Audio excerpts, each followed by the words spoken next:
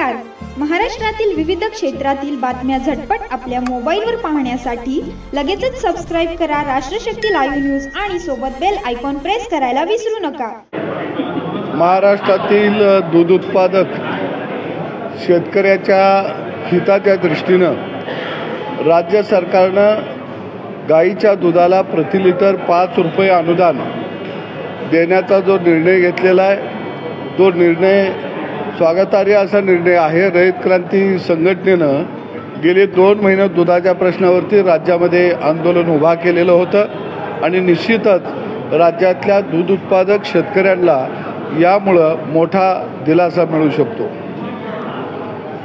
दुसरा काय एनडीडी महानंदा संदर्भात सध्या एक वाद चालू आहे की महानंदा जे आहे त्याच्यात गुजरातला पडण्याचा घाट घातल्याचा असा आरोप विरोधक करतात. तुमची काय भूमिका आहे एकंदरीत? महानंदा दूध संघ जो आहे महाराष्ट्राचे एक शिखर दूध संघ म्हणून त्याच्याकडे बघितलं जातं.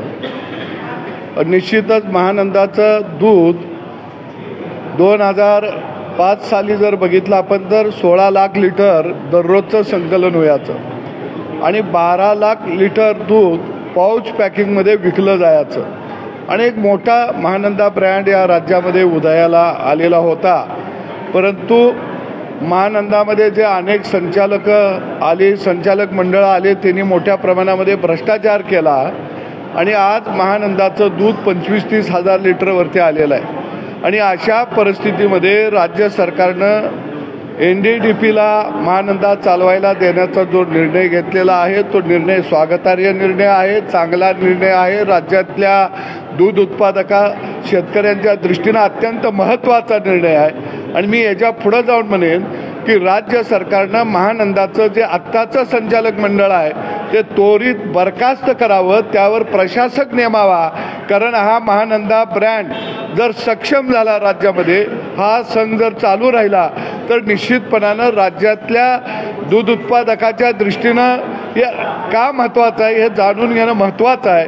कारण अतिरिक्त दूध ज्यावेळी होतं त्यावेळी पावडर तयार करायला लागती, बटर तयार करायला लागतं. ती यंत्रणा आज राज्य सरकारकडे नाही आहे. महानंदा जर सुरू झाला तर अतिरिक्त दुधाचा प्रश्नसुद्धा सुटेल. आणि म्हणून मला वाटतं तो गुजरातला गेला का अजून लंडनला गेला यात काही फार महत्त्वाचं नाही, तो चालू राहणं अत्यंत महत्त्वाचं आहे.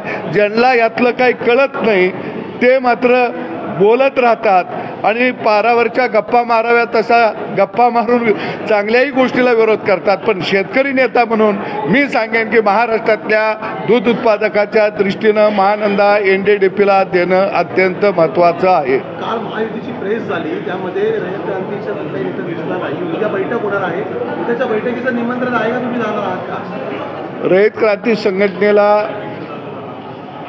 मुख्यमंत्री कार्यालयाकडून आणि भारतीय जनता पक्षाचे समन्वयक प्रसाद लाडजी यांच्याकडून आम्हाला कालच निमंत्रण आलेलं आहे. निश्चितपणानं उद्याच्या बैठकीला घटक पक्ष म्हणून आम्ही जाणार आहोत. लोकसभेसाठी काही जागांची मागणी तुम्ही करणार आहात का आणि विधानसभेसाठी किती जागा मागणार? नाही, उद्याच्या बैठकीमध्ये रणनीती मला वाटतं कशावरती, लोकसभेवरती आहे का त्याच्यामध्ये विधानसभेची बी चर्चा होणार आहेत हे बघून त्या ठिकाणी आम्ही आमची भूमिका स्पष्ट करू. पण यावेळी रयत क्रांती संघटनेला लोकसभाची 1 जागा दिली पाहिजे ही आमची पहिल्यापासून मागणी आहे. त्या मागणीवर आम्ही ठाम आहोत. कोणत्या मतदारसंघाची तुमची मागणी आहे? ताकाला जाऊन मोगा कशाला दडवायचा. मी हातकणंगले लोकसभा मतदारसंघाची गेल्या वेळी तयारी केलेली होती, चांगली तयारी केलेली होती. शेताची नांगरट मी चांगली केलेली होती, पीक बी जोमात आलं तर. परंतु कापणीच्या वेळी नवा गडी आला आणि कापून गेला कंस घेऊन.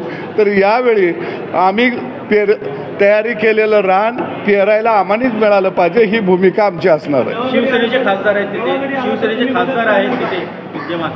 नाही, विद्यमान खासदारांना गेल्या वेळी मी पाठिंबा दिला तर यावेळी त्यांनी आमचा पैरा फेडावा. ग्रामीण भागामध्ये एकमेकाचा पैरा केला तर तो फेडायचा असतो या. त्यामुळं त्याही खासदारांनी आता पैरा फेडायला यावं हे मी त्यांना जाहीरपणानं अनेक वेळा सांगितलेलं.